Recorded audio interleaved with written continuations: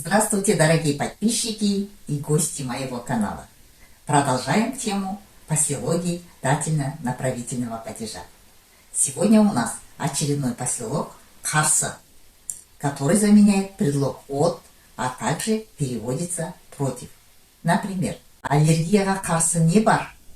Что есть от аллергии? Өртке қарсы шара өтті. Прошло противопожарное мероприятие. Следующий посилок «қарама қарсы» переводится «напротив». Например, дүкенге қарама қарсы тұрмын. Стою напротив магазина. Олар бір-біріне қарама қарсы жүрді. Они шли напротив друг другу. На этом мы сегодняшний урок завершаем.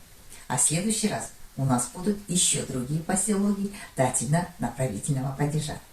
Поэтому подписывайтесь на канал, не пропускайте уроки и до следующей встречи.